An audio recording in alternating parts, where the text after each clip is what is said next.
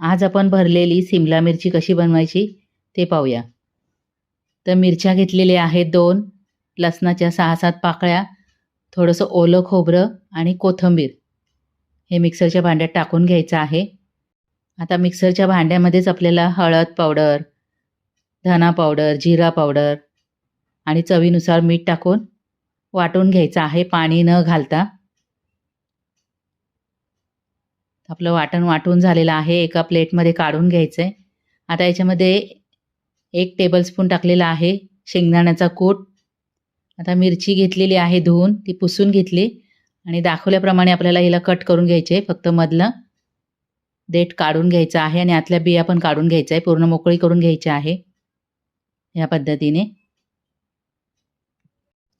तर सगळ्या मिरच्या मी कापून घेतलेल्या आहेत. आता मसाला ना चांगला मिक्स करून घ्यायचा आहे. त्याच्यामध्ये मीठ व्यवस्थित आहे की नाही ते चेक करा टेस्ट करून. आता हा मसाला आपल्याला याच्यामध्ये भरून घ्यायचा आहे सर्व मिरच्यांमध्ये. त्याच्यानंतर तव्यामध्ये तेल टाकून या मिरच्या सोडून घ्यायच्यात. वरून झाकण ठेवायचं आहे आणि दर 2-3 मिनिटांनी पलटी करत राहायचं आहे. सगळीकडनं व्यवस्थित मिरच्या भाजून घ्यायच्या आहेत.